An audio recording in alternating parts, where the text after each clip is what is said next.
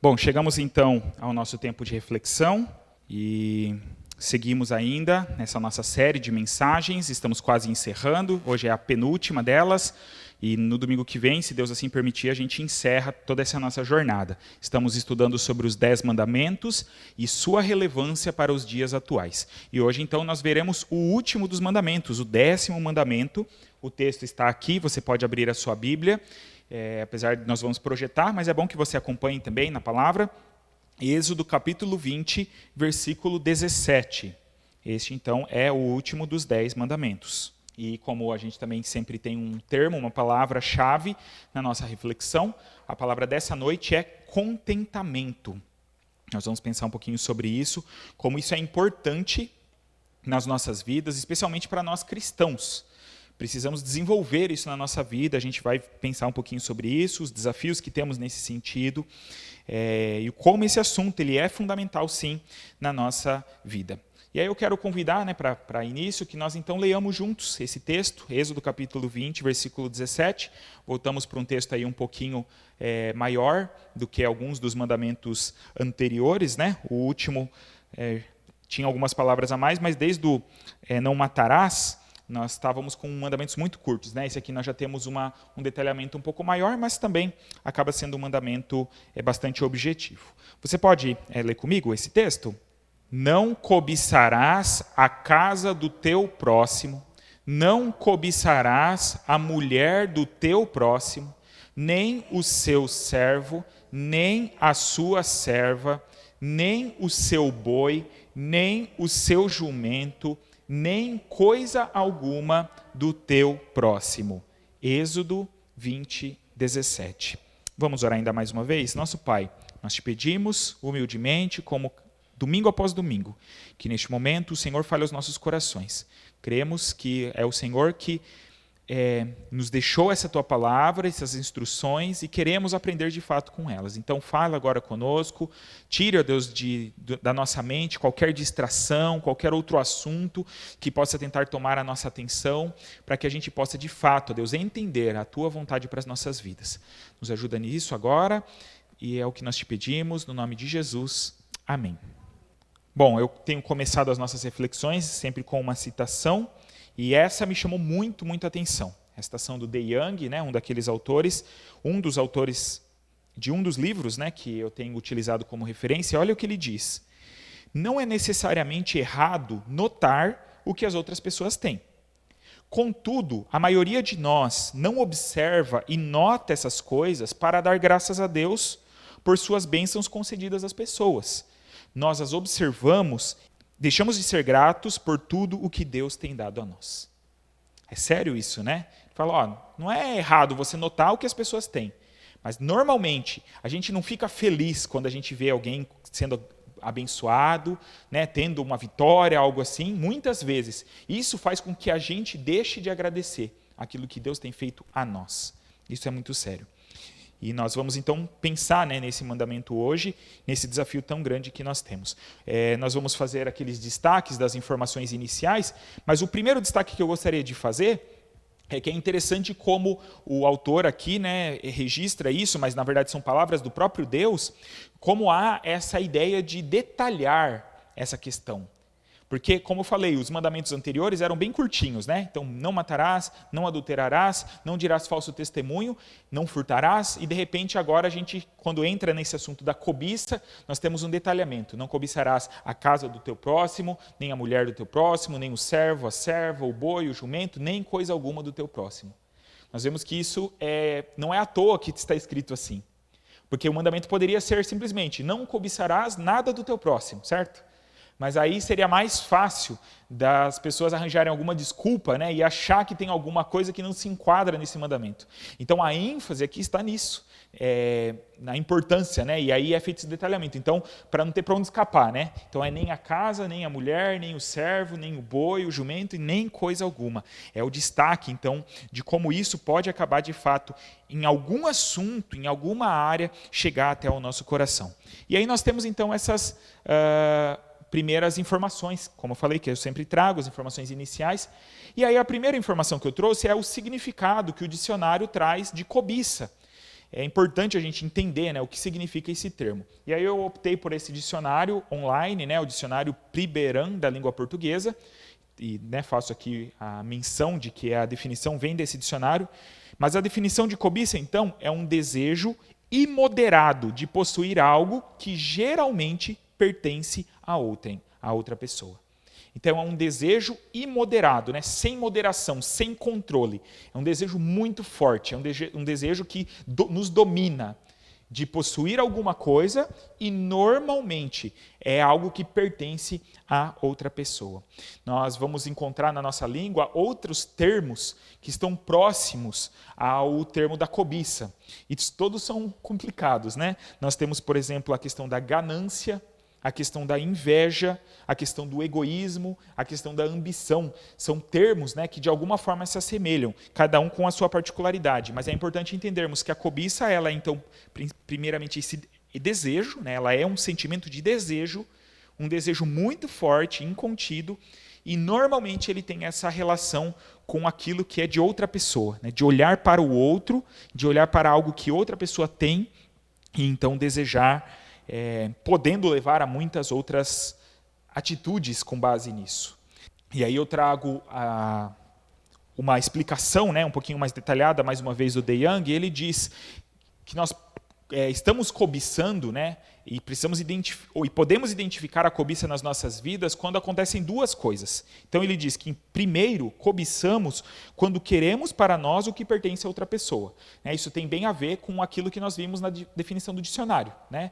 Eu olho para alguém outro e eu desejo, né, ter isso de uma forma imoderada, né, de uma forma desordenada, de uma forma que isso me domina, então, esse sentimento, né, de uma forma negativa. Não é apenas um olhar, uma admiração, né? Porque a gente pode olhar para algo que alguém tem e falar, puxa vida, né? Olha o que essa pessoa conquistou. E eu posso ver isso com bons olhos, mas é sempre aqui essa ideia negativa e a ideia de que você, mas por que né, fulano tem e eu não tenho? Por que Deus deu isso para ele e não deu para mim? Então, é sempre esse sentido. E, em segundo lugar, né, na sequência, então, em segundo lugar, estamos também cobiçando quando o nosso desejo nos leva ao descontentamento, ou é uma expressão do descontentamento. Então, quando a gente deseja algo, a gente olha para outra pessoa, vê o que ela tem, deseja isso, e isso nos faz ficar tristes, isso está evidenciando que a cobiça está chegando, né, ou já chegou e tomou conta do nosso coração. Como ele diz, a cobiça pode nos levar ao descontentamento ou pode ser já uma expressão do descontentamento. Eu posso já estar descontente com a minha vida, com aquilo que eu tenho, com a minha casa, né, ou ali naquela lista que o autor fala, né, com a minha mulher, com a minha família, com os meus bens, e aí, então, isso me faz olhar para os outros e desejar aquilo que os outros têm. É a tal da história da grama do vizinho, né, que é mais verde, se usa muito essa expressão, né? Eu acho que a grama do vizinho é mais verde que a minha, e acho que eu seria mais feliz se eu tivesse aquilo que a outra pessoa tem. Então, o primeiro destaque é essa, para nós entendermos um pouquinho melhor o que significa esse termo. Depois, eu trouxe também essa informação, que é interessante notarmos que esse é o único mandamento horizontal que trata da questão das intenções. O mandamento horizontal, né, a gente tem sempre destacado que são os mandamentos que falam da nossa relação com as outras pessoas, porque os primeiros 4 mandamentos eram verticais, diziam respeito à nossa relação para com Deus. A partir do 5º, nós entramos nesses mandamentos horizontais. Mas todos os outros eram muito práticos, né? Não matarás, não furtarás, não adulterarás. Eles diziam respeito a ações diretas que nós tomamos e que não devemos tomar. Agora aqui, esse mandamento ele já se volta para a questão da intenção, do coração. E aí ele fecha, então, na verdade, o que os anteriores estavam dizendo. Ele acaba sendo, muitas vezes, a causa primária dos outros pecados que estão expressos nos anteriores. É interessante percebermos isso, né? Alguém, por exemplo, que adultera é porque cobiçou, né, a mulher ou o homem que não devia. Então, a cobiça levou ao adultério. Normalmente é isso que acontece. O furto, muitas vezes também. A pessoa cobiça algo, né, o bem de uma outra pessoa e acaba cometendo isso. Então, na verdade, aqui traz para essa questão das intenções. Normalmente, nas outras semanas, a gente vinha falar da intenção quando entrávamos no Novo Testamento. Mas aqui o próprio mandamento já traz isso. trago uma citação do pastor Exaltino, ele diz que, então, este mandamento, o último, é, na realidade, um desdobramento, então, do 6º, 7º e 8º, que é não matarás, não adulterarás e não furtarás. Aqueles proíbem o ato, este proíbe a motivação. Vai mais fundo que os anteriores, porque cuida da base, a cobiça que leva ao assassinato, ao adultério e ao furto. Então é interessante notarmos isso. E isso também faz com que esse conjunto de leis dada por Deus para o seu povo seja diferente de outros códigos de leis, né? Isso diferencia esse código de leis de outros existentes.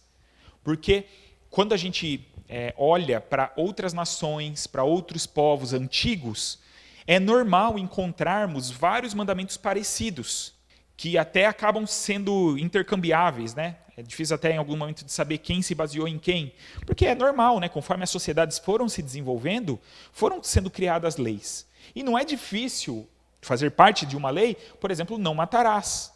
Porque a gente sabe, né, que é uma coisa básica da convivência. Se não houver um impedimento da parte de alguma autoridade, de algum governo, a questão da, né, a contenção da violência e da morte, essa sociedade nem vai subsistir, nem vai sobreviver. Então é um mandamento comum, digamos. Mas este não. E é isso que nos diz De Young. Ele fala que nós não encontramos ainda outro código de leis no mundo antigo que consagre uma proibição contra os desejos desordenados do coração. É o que ele está afirmando, né? Fazendo um estudo, você encontra, né, os outros mandamentos, você consegue encontrar em outros códigos de leis, mas esse é diferente. E isso mostra, né, como Deus, então, não é só lá no Novo Testamento, com Jesus, muito tempo depois, que Deus vai se preocupar com a questão do que nós pensamos, do que nós alimentamos na nossa mente e no nosso coração. Mas aqui já estava expressado isso neste mandamento. Então essas são as primeiras informações que nós temos, que nos dão base aí para o que a gente vai ver no restante dessa mensagem. Aí eu tenho trazido sempre também nessa ordem algumas verdades importantes, como eu sempre tenho destacado também, não apenas aí com base nesse versículo do mandamento, mas olhando para a Bíblia e olhando então para esse assunto que vai ser tratado aqui, essa questão da cobiça, essa questão do contentamento e tudo mais, e eu trago algumas verdades, né, alguns fundamentos para a nossa vida, que devem fazer parte da nossa vida. E a primeira coisa que a gente precisa entender é que, segundo a Bíblia, os desejos do coração humano são corrompidos. Precisamos entender isso, precisamos ter consciência disso. Que naturalmente o nosso coração se inclina para coisas que não deveria. Se a gente não tiver consciência disso, a gente vai ter um sério problema na nossa vida, nós como cristãos. Porque a gente vai começar a fazer um monte de coisas, seguir para direções, sem se dar conta de que isso desagrada a Deus. A gente precisa todo dia lembrar que hoje, nesse dia, a minha natureza vai se levantar. Né? Vão surgir ideias na minha cabeça, vão brotar sentimentos no meu coração, naturalmente, que não são aqueles que Deus tem para a minha vida. E aí, se eu não estiver atento, eu posso permitir que essas coisas me conduzam e me dominem. Então, isso é muito importante. Essa é uma verdade bíblica fundamental. De Young diz que a Bíblia ensina que o nosso problema não é que desejamos coisas, mas que desejamos coisas erradas ou que desejamos coisas boas de maneira errada. Interessante isso, né? Então, é o que nós estamos querendo já compreender aqui, que simplesmente o desejar, seja lá o que for, né, qualquer uma dessas áreas, não necessariamente seja uma coisa errada. Faz parte da nossa vida, Deus nos constituiu assim, com desejos, com termos, então olharmos para a realidade e entendermos que podemos crescer, construir em algum sentido. Né? É normal alguém que ainda, por exemplo, é solteiro, desejar ter uma família, desejar se casar, desejar ter uma vida familiar, desejar ter uma vida sexual, por exemplo. Tudo isso faz parte do plano de Deus. Só que existem os parâmetros, né, que Deus estabeleceu para que isso acontecesse. Então, por isso que eu não posso desejar a mulher do próximo. Aí já é um problema. Desejar destruir, ou eu abandonar a minha família, né, para me envolver com uma outra pessoa e constituir uma nova família. São distorções. Então, o desejo em si, né, não necessariamente seja errado. Mas, como ele diz, o problema é que nós, muitas vezes, desejamos coisas erradas, coisas que realmente não deveríamos desejar, Ou até coisas boas, que talvez seja esse exemplo que eu acabei de dar, mas da maneira errada, no momento errado, com os padrões errados, que não são aqueles que Deus tem para a nossa vida. E um dos textos que também nos fala sobre isso, e inclusive aponta para como muitas vezes a nossa relação com Deus nesse sentido é distorcida, está lá na carta de Tiago. Tiago, capítulo 4, versículo 3. Você pode ler junto comigo? Pedis e não recebeis, porque pedis de modo errado, só para gastardes em vossos prazeres. Olha que interessante e que sério isso que Tiago diz. Ele fala, o que vocês pedem, vocês na verdade não recebem, é porque vocês pedem de modo errado. Porque o que está motivando o seu coração, e aqui está falando de pedir as coisas para Deus. E muitas vezes a gente nem percebe isso, que aquilo que a gente está pedindo, às vezes está totalmente distante do que Deus tem para nós. Como Deus gostaria que a gente pedisse algumas outras coisas, né?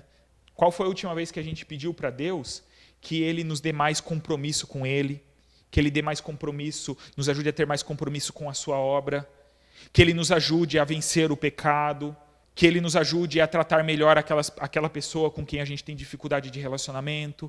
E a gente podia fazer uma lista aqui enorme de coisas que seriam pedidos importantes na nossa vida, de questões mais fundamentais, de questões espirituais, e que muitas vezes a gente não dá muita atenção, e a gente acaba se preocupando muitas vezes com coisas passageiras. Não que a gente não deva pedir, né, nós devemos pedir a Deus sobre qualquer assunto, porque cremos que Ele é o nosso Senhor, é aquele que nos sustenta, é aquele de quem vem tudo aquilo que nós necessitamos. Mas muitas vezes a gente só pede coisas pequenas, ou o foco está nisso, né, ou há um excesso nisso, e uma falta em outras áreas. E aí às vezes a gente está pedindo só para gastar com os nossos prazeres, é só para mim mesmo. E a gente não percebe que Deus quer sim nos abençoar, mas com outros objetivos finais.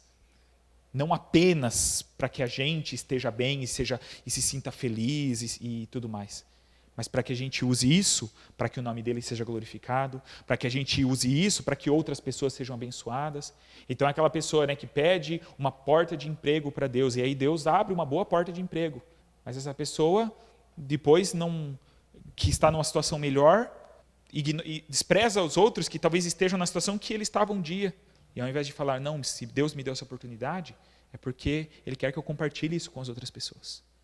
Ou, de repente, vai trabalhar nesse emprego e começa a ter atitudes erradas que desagradam a Deus e que envergonham o nome de Deus. Então, precisamos ter essa consciência, né, de que os desejos do nosso coração são corrompidos. E se não cuidarmos disso, se não prestarmos atenção, se não permitirmos que a palavra, dia após dia, fale conosco e nos confronte, nós vamos ter problemas. A segunda verdade importante é que o ser é mais importante do que o ter. E como é difícil muitas vezes, né, de viver isso e de entender isso, por conta da sociedade que a gente vive, do tempo que a gente vive, em que o ter é o valorizado, em que as pessoas ficam a todo custo tentando mostrar, né, ostentar aquilo que elas têm, ou muitas vezes nem têm, né, ou às vezes as pessoas têm algum tipo de bem que ela nem teria condição de manter aquilo, mas ela tem só para mostrar. Nem é para desfrutar, mas é para mostrar para as outras pessoas. Essa afirmação, ela parece óbvia, né? Todos nós, digamos, sabemos disso. Dificilmente alguém vai discordar. Dificilmente você vai chegar para alguém e vai falar, o ser é mais importante do que o ter. E alguém vai falar, não. Mas muitas vezes as nossas atitudes vão na direção oposta, vão na direção contrária disso. E aí nós precisamos, então, ajustar na nossa vida esse nosso senso de importância. Do quanto de importância nós damos a cada coisa, às pessoas e às coisas que nós temos. E aí eu trago um comentário do pastor Isaltino sobre isso. Ele diz que o mandamento nos exorta também a evitar a idolatria das coisas.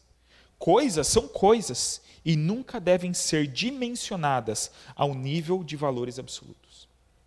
Então não é isso que mais importa, não é o quanto a gente pode ajuntar nessa vida, o que a gente tem que é o mais importante, mas é quem nós somos de fato. Então, mais preocupado do que pedir, eu deveria me preocupar mais em pedir que Deus trabalhe no meu caráter, que Ele me faça ser alguém melhor, do que em pedir que Ele me dê as coisas e me abençoe com aquilo que muitas vezes eu acho que é o que é fundamental.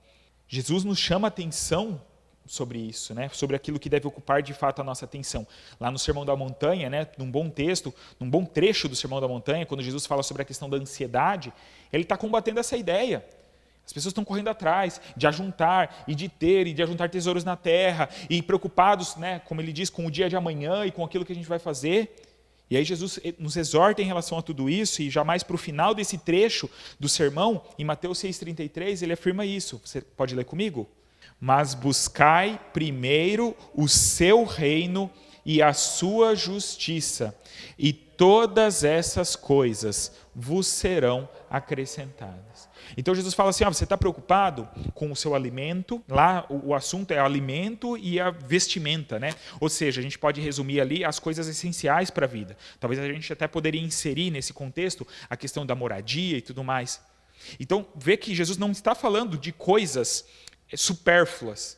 Ele fala, olha, nem essas coisas que são essenciais, que são importantes na vida humana, devem ser o centro da sua atenção. Porque seria diferente, né, se Jesus falasse de coisas assim secundárias. Mas ele está falando que essas coisas não devem ser ainda assim o centro da nossa vida. Porque o centro da nossa vida deve ser o reino de Deus e a sua justiça. Devemos nos preocupar com isso. E aí aquilo que é necessário para nós, no sentido humano, físico, material, Deus vai prover, Ele vai cuidar disso. Então, precisamos entender isso. Assim como o primeiro ponto, é uma questão que se a gente não parar para pensar, para avaliar, né, as nossas atitudes, para onde eu estou caminhando, o que está ocupando o meu coração, o que está ocupando o meu tempo, né, quais são as coisas que eu fico pensando quando eu estou, sei lá, tenho um tempo aleatório, um tempo tranquilo e eu fico pensando em algo. O que ocupa o meu coração? As verdades eternas, as coisas concernentes a Deus, a sua palavra, ao seu reino, ou as coisas materiais? E eu fico pensando como eu seria mais feliz se eu tivesse isso, aquilo ou aquilo outro. Temos ainda uma terceira verdade, que é Deus deve ser a nossa fonte de alegria. Essa é mais uma afirmação que também faz sentido para quem é cristão. A gente está habituado com essa ideia, mas é difícil viver isso na prática. É muito difícil viver isso na prática. Eu deveria ser muito mais feliz, e aí é uma felicidade que está ao alcance de todos nós, por saber que Deus me ama, por saber que Deus, olha, Ele nos ama tanto que Ele deixou essa sua palavra, fez ela chegar até nós para nos instruir, para nos mostrar o seu caminho, que Deus é um Deus de amor, um Deus que nos perdoa, por mais que a gente erre vez após vez e fale, se a gente se volta para Ele com um coração sincero, Ele nos aceita de volta e nos perdoa e nos traz a comunhão com Ele novamente. E Ele nos ama, então nos propiciou que caminhássemos em comunidade, em uma família que é o seu povo. Isso deveria encher o nosso coração de alegria muito mais do que se eu conseguir comprar uma casa nova, ou se eu conseguir ter o emprego que eu queria, ou ter o carro do ano, o lançamento, ou seja lá o que for. Mas como muitas vezes, né, essas coisas que são muito inferiores acabam sendo a fonte nossa de alegria ou da falta de alegria. E a gente não está observando que Deus nos dá coisas muito mais preciosas, tesouros muito mais preciosos, que já está oferecido por todos nós, para todos nós. Está ao alcance de todos nós. Não importa quem somos, não importa qual é a nossa origem, não importa qual é a nossa nacionalidade, não importa qual é a nossa condição financeira, a nossa classe social, a nossa idade, não importa nada, porque Deus nos dá isso, e isso deveria então alegrar o nosso coração. E aí eu trago aquela convocação de Paulo em Filipenses 4:4, quando ele diz para aquela igreja, para aqueles irmãos, alegrai-vos sempre no Senhor. E digo outra vez, alegrai-vos. A gente sempre destaca, quando a gente fala desse texto de Filipenses, que Paulo estava num resort em Cancún, com tudo pago, passando as férias do sonho dele num momento de grande desfrute humano. Não é isso, né? Naquela época o pessoal nem conhecia esse lugar que eu citei, né? Era no continente americano, não estava descoberto. Mas Paulo estava onde? Paulo estava na prisão. Ele estava preso, e ele estava convocando aqueles irmãos a fazer algo que era real na vida dele. Ele não está falando assim, viu, alegrem-se no Senhor porque eu não posso me alegrar porque eu estou preso aqui. Ele está compartilhando algo que ele experimentava. E ele está dizendo para eles, alegrem-se no Senhor. Mesmo que vocês venham a passar por problemas, por aflições, por dificuldades, sejam elas quais forem. E quão grandes elas forem, não importa. Alegrem-se no Senhor. Porque o Senhor é maior do que tudo isso. O Senhor é maior do que todas essas dificuldades. Precisamos aprender isso. Precisamos nos lembrar disso. Heifler diz que o problema da cobiça poderia ser resolvido se nós aprendêssemos a nos alegrar sempre no Senhor e esperar por seu reino. Como resolver o problema da cobiça? Como proteger o meu coração, a minha mente, para que a cobiça não venha até mim e me domine e acabe, me levando para lugares que eu não deveria, ou me levando a ter atitudes que eu não deveria? Alegre-se no Senhor. Olhe para o Senhor, olhe para tudo que Ele fez. Então essas são as primeiras verdades, que eu queria destacar. Os desejos do coração humano são corrompidos, o ser é mais importante do que o ter, e Deus deve ser a nossa fonte de alegria. E aí entramos então agora no Novo Testamento. E mais uma vez, são muitos textos no Novo Testamento que chamam a atenção para essa questão da cobiça. São vários textos. Mais uma vez, aqueles textos das listas que Paulo faz de pecados que devem ser combatidos e tudo mais, aparece a cobiça por várias vezes. Jesus também cita isso, quando ele fala que aquilo que sai do homem é que contamina o seu coração, e ele fala porque é do coração do homem que procedem, e ele lista várias coisas, dentre elas ele fala da cobiça. Mas aqui eu optei por trazer 2 alertas do Novo Testamento. Aqui nós não vamos ter que trazer aquela reinterpretação de Jesus, porque como a gente falou no início, esse texto já fala sobre a intenção do coração. Aqueles que Jesus vem dar a sua interpretação eram justamente aqueles que eram muito práticos. E Jesus vem falar, olha, o problema não é só a atitude, o problema não é só você matar alguém, mas se você odiar o seu irmão no seu coração, você já está matando ele no seu coração. Agora, não é necessária essa interpretação, porque não cobiçarás já tem a ver com o sentimento, com os pensamentos, com aquilo que é interno. Mas nós vemos um alerta muito sério que Jesus faz em Lucas, capítulo 12, dos versículos 13 a 15. É muito interessante essa história. Olha o que diz o texto. Alguém dentre a multidão lhe disse, mestre, diz a meu irmão que reparta comigo a herança. Mas ele lhe respondeu, homem, quem me constituiu juiz ou intermediário entre vós? E disse ao povo, cuidado, evitai todo tipo de cobiça, pois a vida do homem não consiste na grande quantidade de coisas que ele possui. É muito interessante o fato de que esse homem chega até Jesus, era alguém que teve a oportunidade, imagina o privilégio, de você ter a oportunidade de chegar até Jesus naquele período, pessoalmente, falar com ele, ser ouvido, fazer um pedido para Jesus. E o que esse homem pede? Dentre tudo que ele poderia pedir, ele pede, diz para o meu irmão que reparta a sua herança comigo. A preocupação dele era com as coisas, era com a questão financeira, era com uma questão pequena. Então é interessante como é fácil ser cegado por essa cobiça, por essa necessidade de ter e de possuir. E aí Jesus, então, ao falar para ele que ele não era um juiz, não era um intermediário, para resolver essa questão, não era essa a sua preocupação, não era esse o seu propósito aqui neste mundo. E aí ele chama a atenção de todos, ele diz para as pessoas, cuidado, para todos nós, evitai todo tipo de cobiça, porque não é isso que importa. Não é isso que vocês, em outras palavras, Jesus está dizendo, não é isso que vocês deveriam desejar, não é isso que deveria ocupar o coração de vocês. Ficar se preocupando em ter, em obter, em alcançar esse tipo de coisa. E aí, além do alerta de Jesus, também trouxe um texto que nos fala de um alerta de Paulo. Normalmente a gente tem usado textos, palavras de Jesus e também palavras de Paulo. E aí é o texto de 1 Timóteo, a letra aí um pouquinho menor, 1 Timóteo 6, de 6 a 10. Diz assim, de fato, a piedade acompanhada de satisfação é grande fonte de lucro. Porque nada trouxemos para este mundo e daqui nada podemos levar. Por isso, devemos estar satisfeitos se tivermos alimento e roupa. Mas os que querem ficar ricos caem em tentação, em armadilhas e em muitos desejos loucos e nocivos que afundam os homens na ruína e na desgraça. Porque o amor ao dinheiro é a raiz de todos os males. E por causa dessa cobiça, alguns se desviaram da fé e se torturaram com muitas dores. Olha a seriedade do que Paulo está falando. É o quanto nós precisamos nos desenvolver na nossa vida nesse sentido.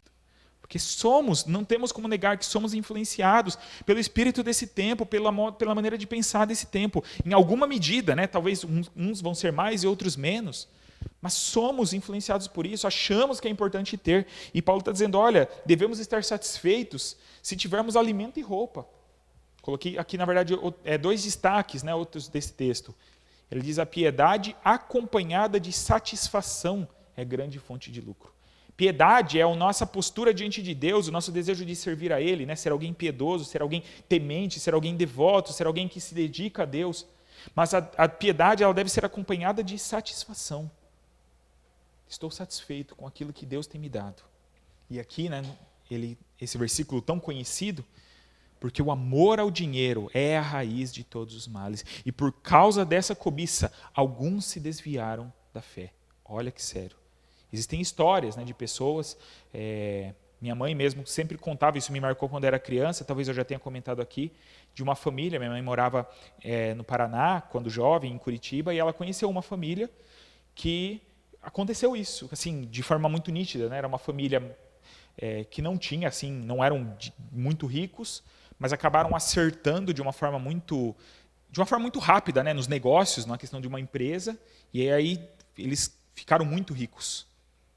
E não demorou para que já não fizessem mais parte da igreja, não dessem mais valor para isso, para que seguissem para outras direções, né? E isso ficou muito claro, muito notório, né? E de uma forma muito triste. Todos nós, né, corremos o risco disso. E aquilo que poderia parecer uma grande bênção, né, de Deus, puxa vida, olha, Deus abençoou, fez prosperar. E tantas pessoas buscam a Deus achando, né, que o que precisam é disso, nessa distorção, porque querem que Deus prospere, querem que Deus dê bens, querem que Deus dê esse tipo de sucesso. Muitas vezes é isso que afasta as pessoas de Deus. Então, Paulo está falando, cuidado com o que vocês desejam. Cuidado com o que vocês desejam, porque isso pode ser a sua ruína. Isso pode nos afastar de Deus. Então esse é o alerta que a palavra de Deus nos traz. Cuidado com isso. Cuidado. E aí, então, entrando agora na parte final da nossa reflexão, e eu sempre daí então tenho trazido a questão prática, né? Tentando trazer algumas atitudes, assim, o que nós podemos fazer para lidar com isso, para lutar contra esses pecados, para tentar evitar que eles tomem conta da nossa vida. Então eu trouxe aqui, para viver o contentamento, precisamos trocar algumas coisas. Nós estamos falando, né, que o contentamento, que é o termo, né, que eu coloquei como chave, e Paulo, né, nós vimos que ele acabou de falar sobre a satisfação, né, podemos chamar também, né, do contentamento, ela seria como o oposto da cobiça. Se eu estou satisfeito, se eu estou contente com aquilo que eu tenho, com aquilo que Deus me dá, eu não preciso cobiçar. Então nós temos esse oposto. E por isso então nós precisamos eliminar algumas coisas da nossa vida e substituir por outras. Então a primeira coisa que precisamos trocar para viver o contentamento é a comparação pela gratidão. Para viver o contentamento, precisamos trocar a comparação pela gratidão. Muitas vezes esses maus sentimentos, como da cobiça, né, da inveja, da ganância e tudo mais, eles acabam surgindo no nosso coração justamente quando fazemos essas comparações. Eu comentei, né, da grama do vizinho, que é vista como sendo mais verde. Existia uma situação assim típica, que talvez todo mundo no seu contexto familiar já vivenciou de alguma maneira. Não necessariamente acontece com toda criança, mas é algo assim que é bem fácil da gente imaginar, bem comum realmente. Então imaginem, né, uma cena de um dia de Natal, né, um tempo de festa, a família toda reunida, e aí chega o momento mais esperado, né, pelas crianças, que é a hora de abrir os presentes. E aí eis que uma primeira criança, né, vamos chamar de criança número 1, abre o seu presente. E é um presente demais, mas é muito legal. Puxa vida, aquele brinquedo, né, tão desejado e tudo mais. E aí aquela criança fica muito, muito feliz com aquele presente que ela ganhou. Só que aí, logo em seguida, a criança número 2 vai abrir o seu presente. E esse presente que a criança número 2 ganha é ainda melhor do que aquela que a primeira ganhou. O que normalmente acontece de imediato? Qual é o sentimento que vem naquela primeira criança? Toda aquela alegria por ter ganhado aquele presente e que está tão feliz, murcha na hora, né? Mas por que o dele é melhor do que o meu? Eu estou usando o exemplo aqui de criança, né? Fácil para a gente visualizar, mas muitas vezes é isso que acontece com a gente. Quando a gente olha, fica olhando para os outros, fica fazendo essas comparações, achando que o que os outros têm é aquilo que nós precisamos, é aquilo que nós deveríamos ter, aquilo que Deus deveria dar para nós. De Young diz que o nosso descontentamento é uma expressão do quanto achamos que Deus nos deve. Interessante, né? O nosso descontentamento é uma expressão do quanto achamos que Deus nos deve. Então, enquanto ficarmos olhando para os outros e fazendo essas comparações e pensando por que o que fulano tem, eu não tenho, nós vamos ter problemas. Nós precisamos olhar mais para o que Deus tem feito por nós. Pelas bênçãos de Deus na nossa vida, por tudo que Ele já nos deu. E mesmo que a gente, em determinado momento da nossa vida, venha passar por um tempo de grande dificuldade, a um nível, talvez, de olhar para o nosso momento, para aquela situação, e não ver nada de bom. Porque pode ser que alguém chegue, né, a passar por um momento tão difícil, que ela talvez tenha dificuldade de agradecer, né, de falar assim, puxa vida, olha que bênção, né, aquilo que eu tenho. Pode ser que a pessoa esteja com um problema de saúde, problema na família, problema financeiro, tudo junto. Mas ainda assim existem bênçãos maiores, as coisas mais importantes que Deus nos oferece não se limitam a essas questões.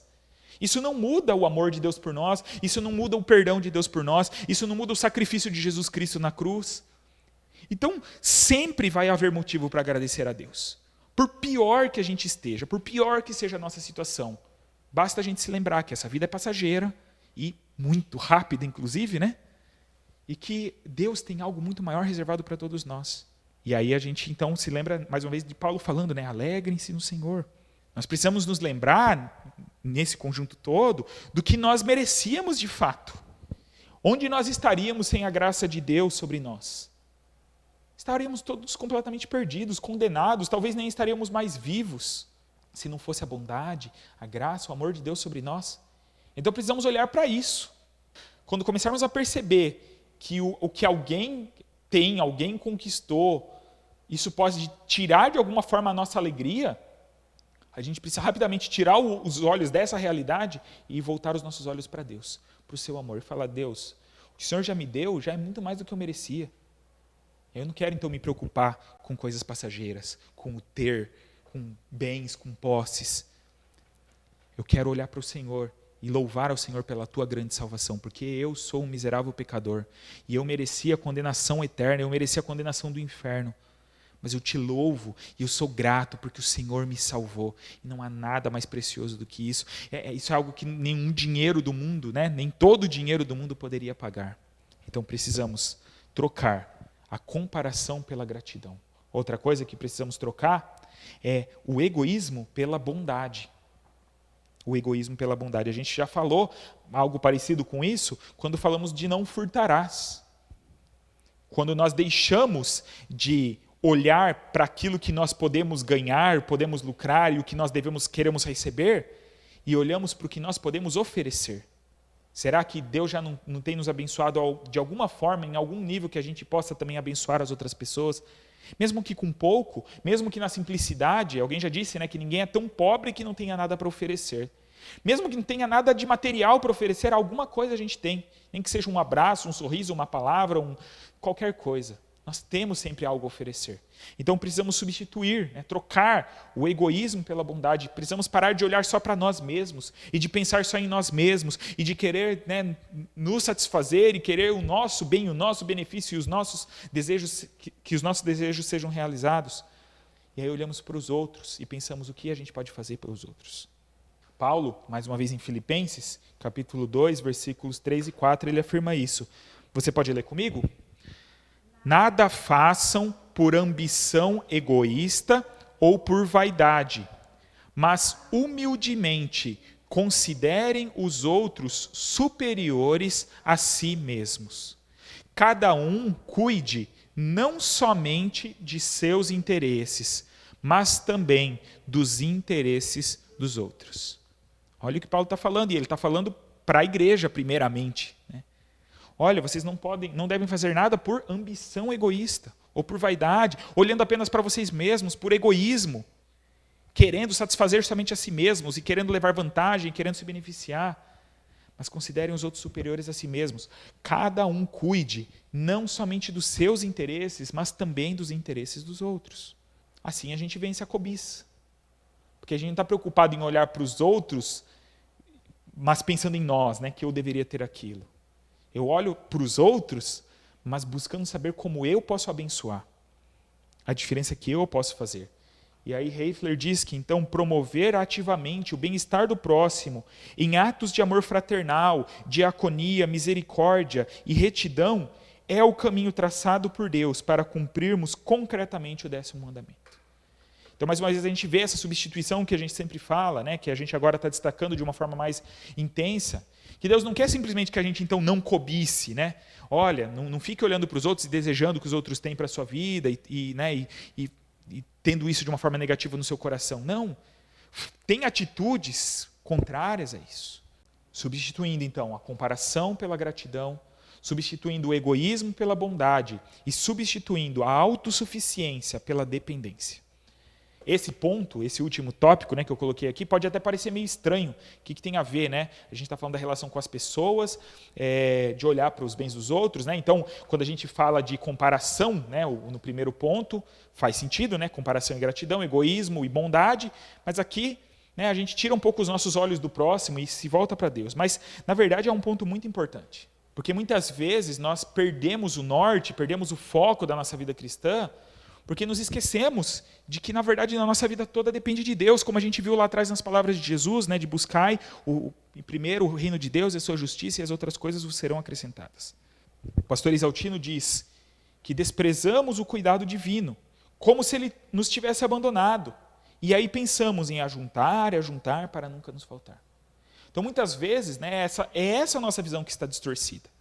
Nós achamos que nós somos donos da nossa própria vida, que nós temos que conquistar as coisas, que nós temos que cuidar da nossa segurança, de tudo na nossa vida. E aí isso nos faz olhar para os lados, né? Porque a gente agora está numa competição humana. Porque eu estou batalhando pela minha vida, pela minha família, pelo meu bem, pelo meu sucesso. Meu vizinho está fazendo a mesma coisa, e aí quando ele é mais bem sucedido do que eu, né, minha visão fica distorcida. E aí eu olho e cobiço, né, aquilo que ele tem. Mas quanto mais claro for na nossa mente que Deus é o nosso Pai, um Pai amoroso, que Ele cuida de nós, que Ele tem de verdade o melhor para nós, quando a gente crer nisso, porque a gente afirma, né, Deus tem o melhor para nós, mas muitas vezes a gente não crê de fato, a gente não vive isso de fato. Quanto mais isso acontecer, menos nós nos preocuparemos em ter as coisas, menos nós seremos tentados a desejar o que os outros têm. Então precisamos trocar a autossuficiência pela dependência de Deus, olhar para Ele, confiar nele e menos em nós mesmos e no nosso braço e na nossa força. Porque se a gente não faz isso, né, facilmente, quando a gente passa por algum problema, a gente olha para Deus e culpa ele, né, e fala, por que Deus permitiu que eu passe por isso? Agora, quando a gente conquista alguma coisa, olha quanto eu me esforcei, onde que eu cheguei, né? Ao invés de falar, puxa vida, obrigado Deus por essa bênção que o Senhor tem me dado, e o que o Senhor quer que eu faça com isso? A quem o Senhor quer que eu abençoe? Como o Senhor quer usar tudo isso para o benefício do teu reino e das outras pessoas? Então, precisamos fazer essas trocas na nossa vida. Inserir atitudes, momentos, palavras, né, de gratidão, ações de bondade e uma postura de dependência diante do nosso Deus. Para concluir, eu trago mais uma vez o apóstolo Paulo aos Filipenses. Um testemunho muito bonito. E, mais uma vez, lembrando, né, que ele está escrevendo isso da prisão. E olha o que ele diz em Filipenses 4, de 11 a 13. Não digo isso por causa de alguma necessidade, pois já aprendi a estar satisfeito em todas as circunstâncias em que me encontre. Sei passar necessidade e sei também ter muito. Tenho experiência diante de qualquer circunstância e em todas as coisas, tanto na fartura como na fome, tendo muito ou enfrentando escassez, posso todas as coisas naquele que me fortalece. É interessante que o apóstolo Paulo, logo no começo aqui, na verdade ele está louvando a Deus pela disposição daqueles irmãos de abençoarem a ele, né, de levantarem uma oferta para ele, mas ele fala, não estou falando isso, né, não estou elogiando essa atitude de vocês por causa de alguma necessidade, porque eu já aprendi, né, a estar satisfeito. E olha o que ele diz, já aprendi a estar satisfeito. Isso significa que em algum momento da vida de Paulo, ele não se dava por satisfeito. Mas quanto mais ele caminhou com Deus, com Cristo, quanto mais ele passou a viver para o reino de Deus, quanto mais ele tirou os olhos das coisas humanas e passageiras e colocou os olhos em Cristo, ele foi aprendendo, a ponto de poder fazer essa afirmação tão forte. Aprendi a estar satisfeito em todas as circunstâncias. Sei passar necessidade, sei ter muito. E aí chega naquele versículo tão mal utilizado muitas vezes, né? Ele conclui esse pensamento dizendo: posso todas as coisas naquele que me fortalece. Ele não é uma afirmação de super-herói, né? Deus está comigo, e aí agora então eu sou um super crente, eu posso fazer qualquer coisa, eu sou capaz de fazer qualquer coisa. Não é isso que ele está falando. Ele fala: eu posso passar por qualquer situação, posso passar por qualquer coisa, pois Deus está comigo. E se Ele está comigo, eu não preciso de mais nada. Se eu tenho a Ele, eu tenho tudo. Eu não preciso de outras coisas. Então eu não preciso ficar olhando para o lado e cobiçando, porque eu sei que Deus é aquele que me sustenta, é aquele que me dá tudo o que eu necessito. Que Deus nos ajude a termos essa compreensão, a vivermos isso, a vivermos o contentamento. Isso serve também como um grande testemunho da nossa parte, quando nós temos uma vida nesse sentido. Como falamos desde o início, sempre uma visão equilibrada. Não é que agora então a gente vai se acomodar na vida, né, e ficar parado e achar que então a gente não precisa batalhar e lutar para, inclusive, melhorar de vida e tudo mais. Mas os valores, né, têm que ser diferentes. O que nos motiva deve ser primeiramente a Deus, o seu reino, o seu plano, a sua vontade. E tudo aquilo que então Ele nos possibilita e nos abençoa, que a gente reconheça, né, como a gente já tratou em algumas semanas atrás, a questão da mordomia, que aquilo que temos nas mãos é dele, não nosso. E que aí a pergunta sempre seja: o que o Senhor quer que eu faça com isso? Como o Senhor pode ser glorificado através daquilo que o Senhor tem me dado? Que Deus nos ajude nesse desafio. Sermos cristãos contentes, satisfeitos com o nosso Senhor. Porque com certeza Ele não tem falhado em cuidar de nós. Com certeza Ele tem cumprido muito bem aquilo que Ele se propôs, de ser um Deus sustentador, provedor nas nossas vidas. Amém?